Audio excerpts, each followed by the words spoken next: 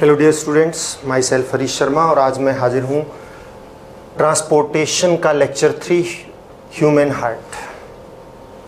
और इस लेक्चर में हम ह्यूमन हार्ट और लिम्फ के बारे में स्टडी करेंगे। फर्स्ट ह्यूमन हार्ट की स्ट्रक्चर और उसके बाद इसकी वर्किंग, डबल सर्कुलेशन एंड कोशिश करेंगे कि लिम्फ भी इसी में कवर हो। देखिए, human heart that is a hollow muscular organ. Hollow होता है, बीच में से खाली होता है, और मसल्स से बना होता है मस्कुलर ऑर्गन। आपको पता है इसमें कौन से मसल्स होते हैं? कार्डियक मसल्स होते हैं।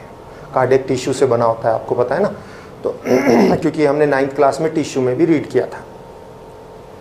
And it is of size approximately 12 centimetre to 9 centimetre. In simple way we can say it is approximately of size clench fist, बंद मुट्ठी के आकार का होता है, उसी साइज का होता है अप्रोक्सीमेट। मैं आपकी एक्स्ट्रा इंफॉर्मेशन के लिए बता देता हूँ, ह्यूमन मेल में हार्ट का साइज लिटिल बिट बड़ा होता है, लिटिल बिट। उसका वेट मास जो है अप्रोक्सीमेटली 300 ग्राम होगा और फीमेल में 250 ग्राम के नियर अबाउट होता है। Human heart is present in the centre of और middle of the thoracic cavity. This is the thoracic cavity बच्चों। जो हमारी लंग्स की कैविटी है, ये थोरेसिक कैविटी, जो रिब्स जहाँ तक होती हैं, इसमें लंग्स होते हैं और हार्ट होता है, मेन यही है, और बीच में से ईसोफेगस पास करती है। Heart is present in the thoracic cavity and in a chamber which is known as pericardium. There is a tough layer, pericardium, and between pericardium and the chamber there is fluid also. उसमें fluid भी होता है which prevent the friction, so that, क्योंकि इसकी तो pumping throughout the whole life चलती रहती है, और उसमें कोई रबिंग ना हो, इस करके यहाँ पे फ्लूइड फील्ड होता है इसके राउंड अबाउट। और आपको पता है कौन से टिश्यू होते हैं? Cardiac muscular tissue. Human heart that is 4 chambered. 4 chamber होते हैं। आप देखिए 1 2 3 4, ये 4 चैम्बर है। Human heart is 4 chambered. Upper chamber they are known as atrium और auricle, that is right atrium and left atrium, or we can say right auricle, left auricle. And lower chambers are known as ventricles, right ventricle, left ventricle. The walls of the atrium or auricle, they are thin as compared to the wall of the ventricle, because the blood pressure in the auricle is less as compared to the blood pressure in the ventricles. There is a partition wall between the left portion and right portion, and this partition wall is known as septum. Actually, this right portion consists of deoxygenated blood. वो blood जिसमें oxygen नहीं है, and that blood is brought from the body tissues, जो पूरी body के tissue से आया है, अदर देन लंग्स, मतलब लंग्स को छोड़ के बाकी सब जगह से आया है। तो वो डीऑक्सीजनेटेड ब्लड होता है, and that is bluish in colour. So इसको मैंने इसको ब्लू कलर में शो कर दिया है। तो इधर डीऑक्सीजनेटेड ब्लड होता है, and left portion that consist of oxygenated blood, और उसका कलर डीप रेड होता है, दैट्स वाई इसको रेड शो कर दिया गया है। And to prevent the direct mixing of deoxygenated blood with oxygenated blood, मतलब डीऑक्सीजनेटेड ब्लड की और ऑक्सीजनेटेड ब्लड की डायरेक्ट मिक्सिंग को प्रिवेंट करने के लिए there is a partition wall. इसमें पार्टीशन वॉल होती है। बच्चों, एक बात पहले बता देता हूं, this figure is just for understanding. Actual figure नहीं है। एक्चुअल जिनकी जो सिचुएशन है, जो सेटिंग होती है आर्टरीज की, वो डिफरेंट होती है, और वेन्स की भी डिफरेंट होती है। बट आप इसी से, इसमें कोई मार्क्स आपका नहीं डिडक्ट होगा, आप ऐसा ही बनाइएगा सिंपल स्ट्रक्चर, बिकॉज हमारे बायोलॉजिकल स्ट्रक्चर नहीं है, हमारे फिजिकल स्ट्रक्चर है, जो वर्क मतलब हार्ट की वर्किंग के बेस पे है। इस करके this is more than enough. आपको पता लग गया कि 4 चैम्बर होते हैं। अपर ऑरिकल्स, लोअर को वेंट्रिकल्स बोलते हैं। अपर की वॉल थिन होती हैं, वेंट्रिकल की वॉल थिक होती हैं, बीच में पार्टीशन वॉल है। राइट पोर्शन में डीऑक्सीजनेटेड ब्लड होता है, लेफ्ट में ऑक्सीजनेटेड ब्लड होता है। और ये पार्टीशन वॉल उस ब्लड को डायरेक्ट मिक्सिंग को प्रिवेंट करती है। बिटवीन, एक चीज और, between the auricle and ventricle, चाहे वो राइट है चाहे लेफ्ट है, देयर इज आउटलेट वाल, ये आउटलेट वाल होते हैं। Between the right auricle to right ventricle there is outlet wall and that is named as tricuspid valve, and between left auricle and left ventricle there is a partition, sorry, there is a wall and that is known as bicuspid wall. ये वाल back flow prevent करते हैं, means ventricle से auricle में blood ना जाए इसके लिए होते हैं।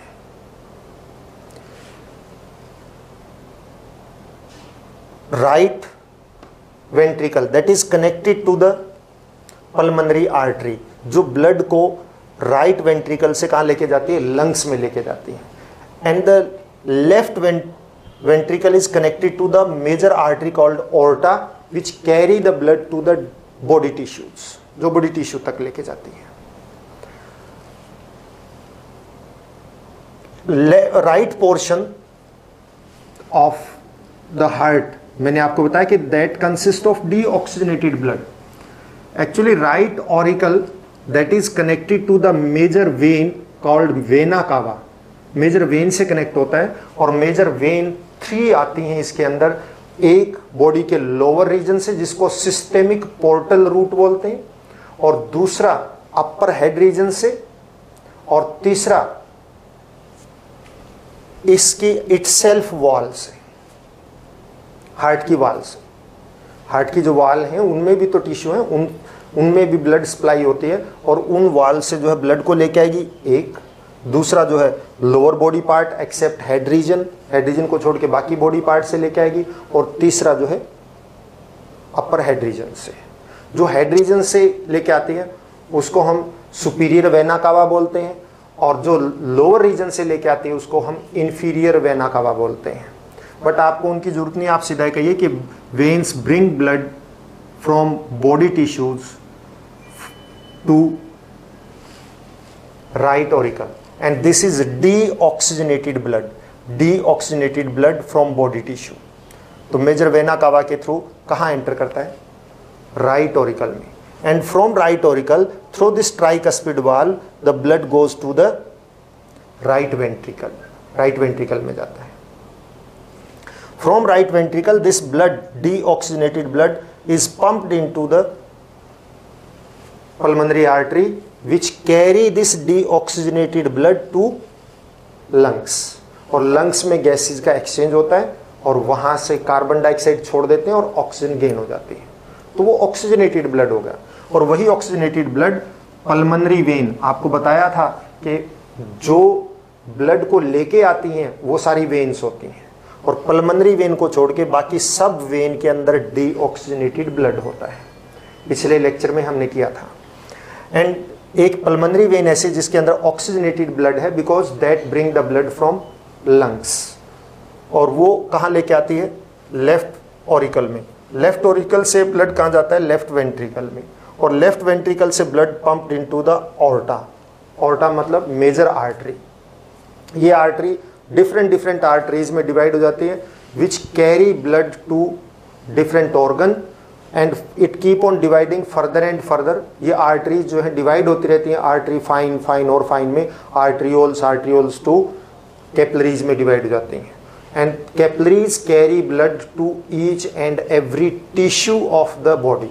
ध्यान रखिएगा, ब्लड टिश्यू तक जाता है, सेल में ब्लड कभी एंटर नहीं करता, नोट इट, इसको नोट कर लीजिएगा। That carry blood, aorta carry blood, oxygenated blood to different body organs to tissues, और उन्हीं टिश्यूज में आपको पता है क्या है, एक्सचेंज ऑफ गैसेज होते हैं उन टिश्यू सेल में, और वो टिश्यू में जाके वो ब्लड ऑक्सीजन छोड़ देता है, कार्बन डाइऑक्साइड ले लेता है, और वही डीऑक्सीजनेटेड ब्लड यहां आ जाता है। ये चीज इस तरह से means you come to know कि राइट पोर्शन में डीऑक्सीजनेटेड ब्लड होता है और लेफ्ट में क्या होता है, ऑक्सीजनेटेड ब्लड होता है। क्यों होता है, क्योंकि राइट पोर्शन में ब्लड बॉडी से आता है और लेफ्ट पोर्शन में जो ब्लड है वो कहां से आता है, टिश्यूज से, लंग्स से आता है, और लंग्स में गैसेस का एक्सचेंज होता है। अब हम इसकी वर्किंग की बात करते हैं। देखिए वर्किंग ऑफ हार्ट में आपको पता है हार्ट बीट ऑलवेज, आप नोट कर लीजिए, पूरी throughout the whole life चलता रहता है। आगे चलने से पहले मैं आपको बता देता हूँ, जब मसल्स ऑफ हार्ट कंट्रैक्ट होते हैं तो ब्लड का प्रेशर हाई होता है और उसको बोलते हैं सिस्टोलिक प्रेशर। उसको क्या बोलते हैं? Systolic pressure. और ह्यूमन में वो मैक्सिमम कितना होता है? 120 mm यानी millimetre of mercury level, 120 mm तक जाता है। और जब मसल्स रिलैक्स होते हैं तो उसको बोलते हैं डायस्टोल यानी डायस्टोलिक प्रेशर, और वो होता है 80 mm of mercury level. Because जो प्रेशर है वो मर्करी के हाइट यानी लेवल से मापते हैं, इस करके मर्करी लेवल की बात करते हैं। अब सबसे पहले क्या है, आपको बता दिया कि कंट्रैक्शन ऑफ मसल को हम क्या बोलेंगे? सिस्टोल और सिस्टोलिक प्रेशर, और रिलैक्सेशन ऑफ मसल को क्या बोलेंगे? डायस्टोल और diastolic pressure. When muscles of all the chamber they get relaxed, working आप यहां से स्टार्ट करेंगे। When muscles of the heart they get relaxed, the blood enter into the heart, that is from body tissues the blood brought, deoxygenated blood brought by the major vena cava enter into the right auricle। ध्यान दीजिएगा, when muscles of all the four chamber get relaxed, the blood from the body enter into the heart. The major vena cava bring deoxygenated blood from body tissue and enter into the right auricle. Simultaneously, उसी time साथ में,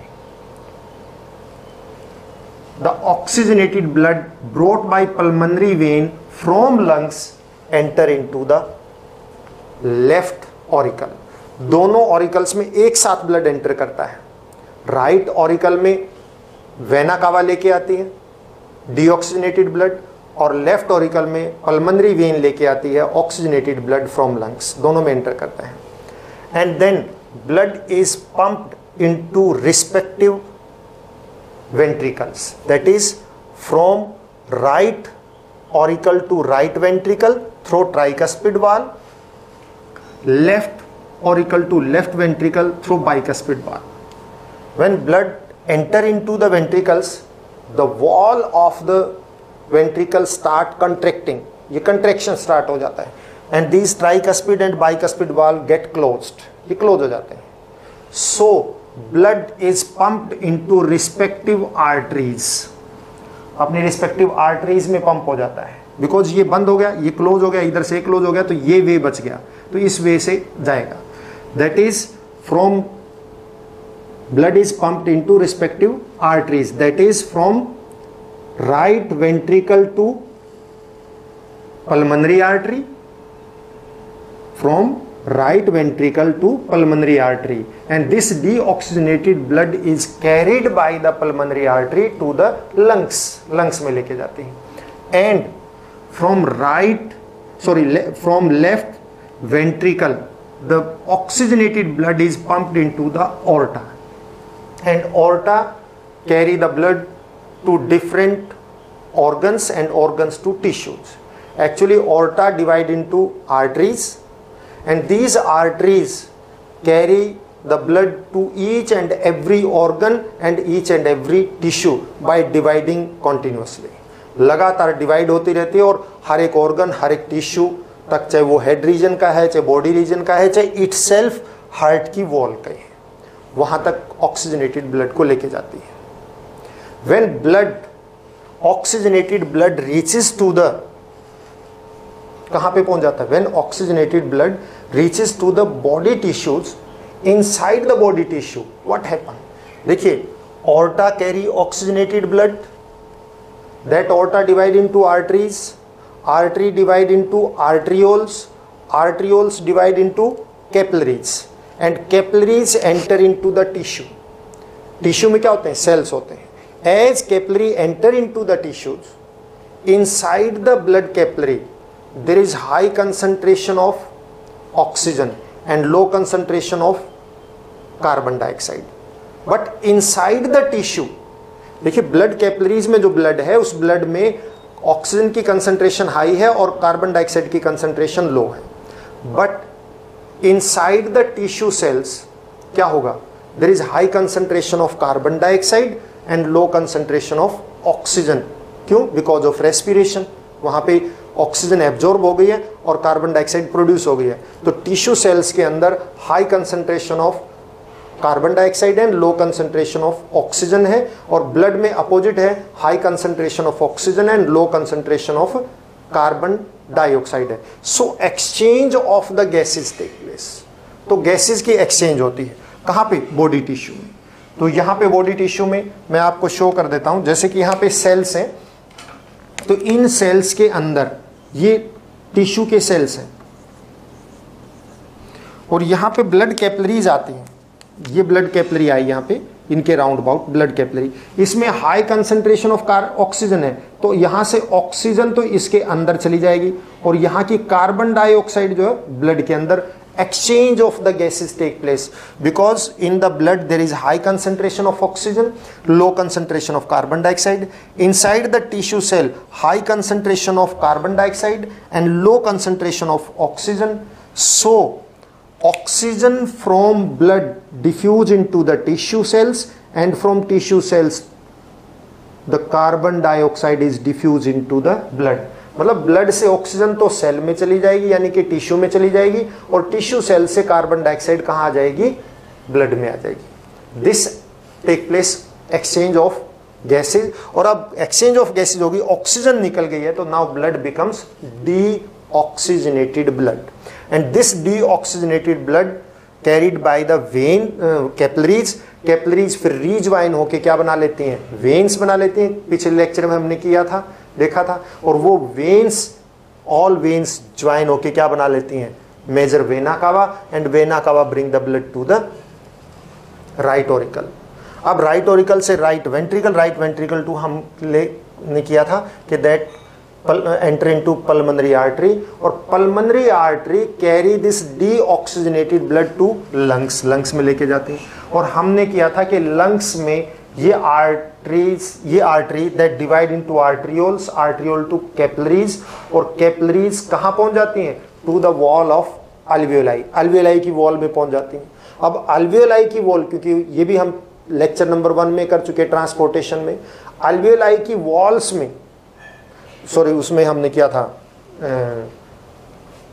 respiration में किया था. Alveoli की wall में क्या है? Rich supply of blood. यही ब्लड है वो जो पल्मोनरी आर्टरी लेके जाती है डीऑक्सीजनेटेड, और उस ब्लड में हाई कंसंट्रेशन ऑफ क्या है?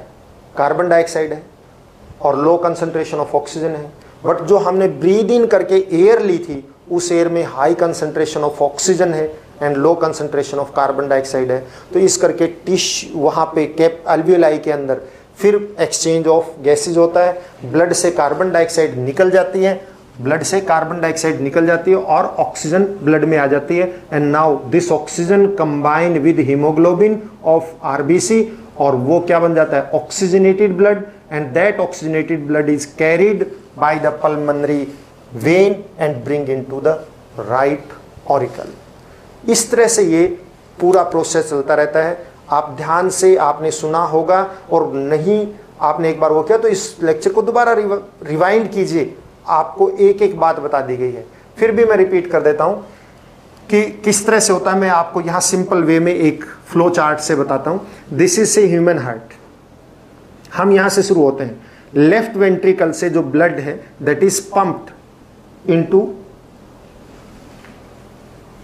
ओर्टा कैरी, मतलब ओर्टा डिवाइड हो जाएगी आर्टरी में, आर्टरीज आर्ट्रियोल में, आर्ट्रियोल किस में डिवाइड हो जाएंगी? कैपिलरीज में, और वो कैपिलरीज ब्लड को कहां ले जाएगी? बॉडी टिश्यू में. और बॉडी टिश्यू में क्या होता है? जो बॉडी टिश्यू के सेल हैं उनमें high carbon concentration of carbon dioxide and low concentration of oxygen है, और इस ब्लड में क्या है? High concentration of oxygen and low concentration of carbon dioxide. So body tissue में यहाँ पे क्या होता है? Exchange of gases. Carbon dioxide cell से निकल के ब्लड में आ जाती है और ब्लड से ऑक्सीजन निकल के कहाँ चली जाती है, टिश्यूज के अंदर। अब यहाँ पे ब्लड विदाउट ऑक्सीजन हो गया यानी लेस ऑक्सीजन हो गई है तो डीऑक्सीजनेटेड बोलते हैं इसको।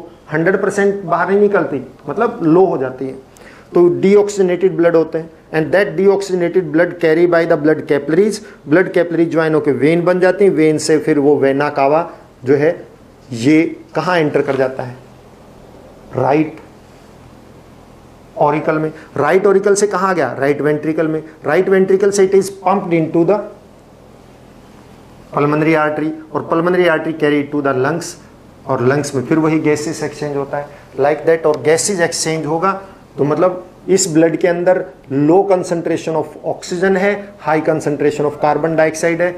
Inside the lungs exchange of gases take place. किस पोर्शन किस पॉइंट पे जाके एक्सचेंज होता है, अल्वियोलाई में। और अल्वियोलाई में जो हमने ब्रीद इन करके एयर ली है उसमें ऑक्सीजन की कंसंट्रेशन हाई है और कार्बन डाइऑक्साइड की कंसंट्रेशन लो है।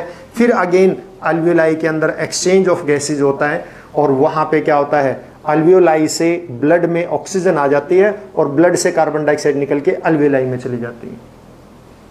अब अल्वियोलाई से ऑक्सीजन कहाँ गई, ब्लड में, तो ब्लड क्या बन गया, oxygenated. And this oxygenated blood is carried by the pulmonary vein and brought to the left auricle and like that the circulation take place. This circulation is known as double circulation. Why? क्यों कहते हैं, लिखने के लिए तो आप simply इतना कह सकते हैं because the same blood enter in heart twice during single cycle. एक साइकिल कंप्लीट करने के लिए ब्लड जो है हार्ट में 2 बार एंटर करता है, that is double circulation. And these circulation are known, they are the two circulation, they are known as pulmonary circulation, जो ये circulation इसको pulmonary circulation बोलते हैं, और lower ये circulation को बोलते हैं systemic circulation. The circulation of blood from heart to body tissue or body tissue to heart, that is known as systemic circulation, यानी पूरी बॉडी का। And another circulation is heart to lungs, lungs to heart, that is pulmonary circulation. Since there are two circulations, systemic circulation in which blood move from heart to body tissue to heart, and the another circulation is pulmonary circulation in which blood moves from heart to lungs and lungs to heart, and both circulation are in case of gaseous exchange opposite to each other. In systemic circulation, oxygenated blood move from heart and deoxygenated blood enter into the heart. While in pulmonary circulation, deoxygenated blood move from the heart and oxygenated blood enter into the heart. This is double circulation और दोनों circulation का name pulmonary circulation and systemic circulation. इस route को भी बोलते हैं pulmonary route और यह है systemic portal route. This is the circulation in human being. और इसके बाद बहुत ही शॉर्ट में हम लिम्फेटिक सिस्टम करेंगे। हाँ, एक चीज और बता देता हूं कि ब्लड प्रेशर ह्यूमन बीइंग में 120 to 80 mm होता है। 120 कौन सा है, सिस्टोलिक प्रेशर है, और 80 मिलीमीटर ऑफ मर्करी लेवल कौन सा है, डायस्टोलिक प्रेशर है। And that is measured by a device called sphygmomanometer. किस डिवाइस से मेजर करते हैं, sphygmomanometer. One more thing, heart is only for blood circulation, not for purification. यहाँ कोई ब्लड की प्यूरिफिकेशन नहीं होती है। ब्लड की प्यूरिफिकेशन 2 ही जगह पे होती है। वन इज इन लंग्स जो गैसेस एक्सचेंज करके प्यूरिफाई करता है, another in kidney where the urea, uric acid और नाइट्रोजनस वेस्ट उसको रिमूव किया जाता है। ये 2 जगह पे ब्लड की प्यूरिफिकेशन होती है। हार्ट जस्ट लाइक अ पंप, जो घरों में वाटर पंप होता है जो लोअर टैंक से अपर टैंक में पानी को पहुंचाता है, ठीक उसी तरह से वर्क करता है। No purification. इसके बाद लिम्फेटिक सिस्टम देखिए, lymphatic system is also a circulatory system.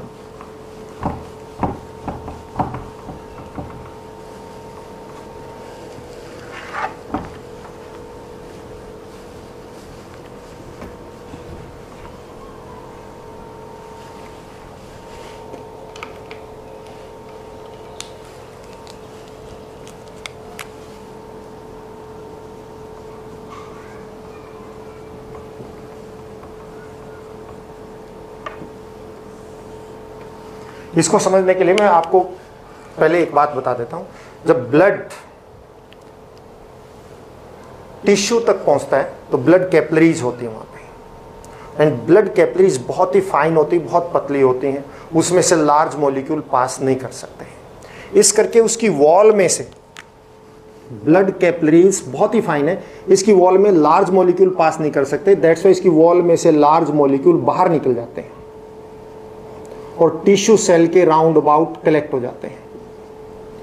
Cell में नहीं, सेल के राउंड अबाउट, सेल के बाहर कलेक्ट हो जाता है। As the blood capillaries convert in reaches to the, आप ये कहिए, as the blood capillaries reaches to the tissue level, they become very very fine and large molecule cannot pass through them, so large molecule pass out through their walls, उनकी wall में से बाहर निकल आते हैं, and they are collected inside the tissue but outside the cell, tissue के अंदर collect होते हैं लेकिन cell के बाहर, and that is a fluid which do not consist of RBC, RBC नहीं होते उसमें, mostly plasma like material, इसको हम लिम्फ बोलते हैं, पेल येलो कलर्ड होता है, remain outside the cell, so it is also known as extra cellular fluid, इसको एक्स्ट्रा सेल्यूलर फ्लूइड भी बोलते हैं कि सेल के बाहर वाला फ्लूइड, और एक्चुअल में वो क्या है, लिम्फ है। कहाँ से आया है, ब्लड कैपिलरीज जब थिन हो जाती है तो ब्लड में से ही बाहर निकलता है, वो लार्ज मॉलिक्यूल है but small like RBC not present in it, वो लिम्फ है। अब आप देखिए लिम्फेटिक सिस्टम क्या है, it is another circulatory system which is also responsible for the various function like blood की तरह से ये भी अलग अलग functions के लिए responsible है, और वैसा ही system है ये भी। एक सेकंड,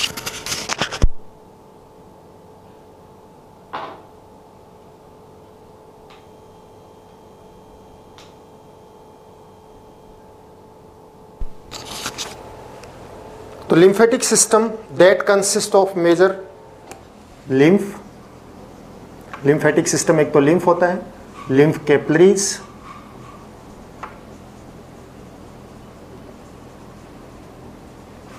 lymph veins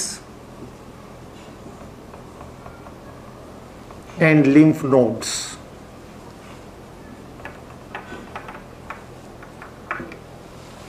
ये होता है lymph, light pale yellow colored substance which is separated from the blood at tissue level.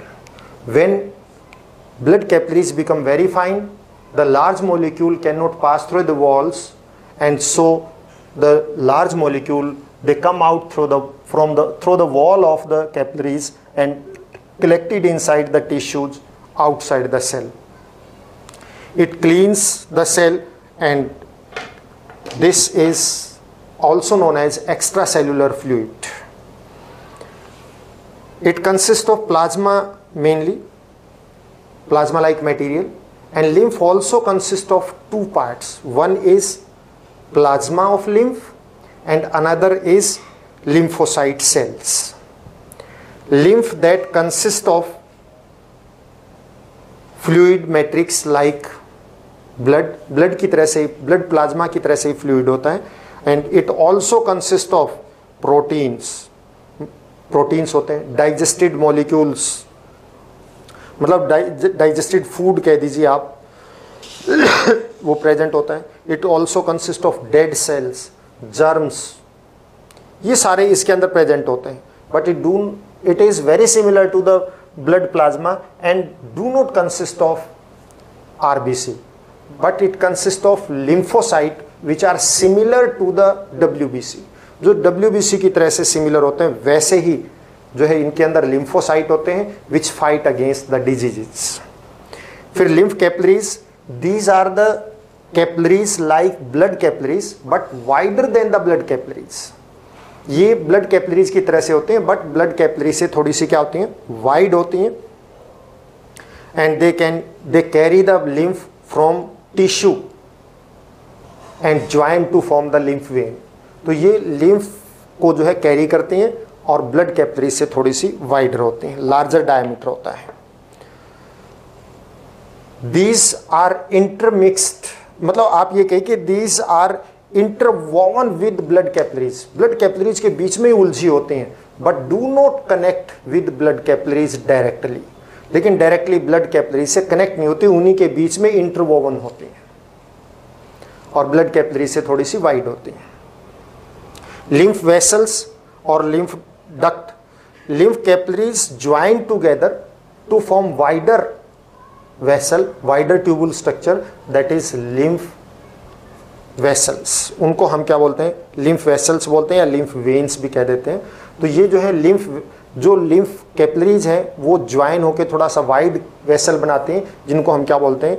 Lymph vessel बोलते हैं। Lymph vessel consist of large number of valve, because lymph का प्रेशर बहुत लो होता है, तो लिम्फ वेसल्स के अंदर लिम्फ वाल्व्स होते हैं विच prevent the back flow of lymph. जिस तरह से हमने वेन्स में देखा, उसी तरह से लिम्फ वेसल्स के अंदर भी जो है क्या होते हैं? वाल्व्स होते हैं which prevent back flow of the lymph. अब इसके अंदर जो है lymph vessels they join together at small interval, छोटे छोटे इंटरवल के बाद वो ज्वाइन होती रहती हैं, and that point is known as lymph node. उसको हम क्या बोलते हैं? लिम्फ नोड बोलते हैं।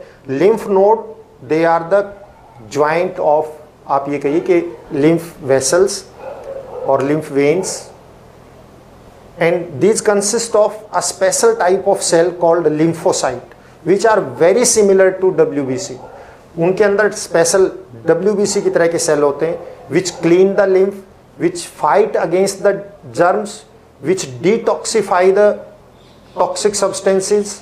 वो टॉक्सिक सब्सटेंस को डिटॉक्सिफाई करते हैं, जर्म्स के अगेंस्ट फाइट करते हैं, एंड क्लीन द लिम्फ, और लिम्फ को क्या कर देते हैं? क्लीन कर देते हैं। तो ये लिम्फ नोड का फंक्शन है। Lymph node also produce mix antibodies into the lymph, और लिम्फ में वो एंटीबॉडीज भी मिक्स करते हैं। अब लिम्फ के फंक्शन क्या है? इनसे पता लग गया होगा आपको लिम्फ के फंक्शन। एक तो क्या है? लिम्फ दैट एब्जॉर्ब्स, देखिए एक चीज, some of the lymph that is also absorb from digestive tract, small intestine में डाइजेस्टिव ट्रैक से भी लिम्फ एब्जॉर्ब होता है। So it consist of protein and which transport the proteins to the, मतलब वहाँ टिश्यूज तक डाइजेस्टेड फॉर्म में, यानी एमिनो एसिड होते हैं उसमें, और वो वहाँ टिश्यूज तक उसको पहुँचाते हैं। Another, it also consist of digested fat that also transported by them. Digested fat का मतलब fatty acid, glycogen. And lymph also remove extra cellular extra fluid from the blood, blood से एक्स्ट्रा फ्लूइड को drain out कर लेता है। And it also carry carbon dioxide, nitrogenous waste, and help in removal of these waste. And lymph also kill the germs and protect the body against the diseases. इस lecture में इतना ही। Hope आपको अच्छे से समझ में आया होगा, आशा करता हूँ।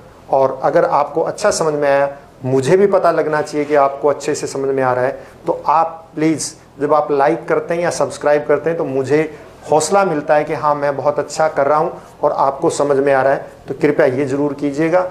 And stay at home and do your work. अभी तक जिन्होंने पिछले लेक्चर नोट नहीं किए हैं, नोट कर लीजिए। एंड फिर भी कोई डाउट है तो मैं आपको फिर बता देता हूँ, you can send your queries on 9416252166।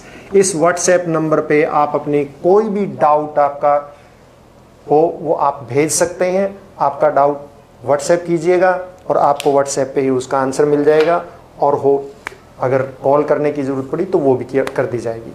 Have a nice day. Thank you.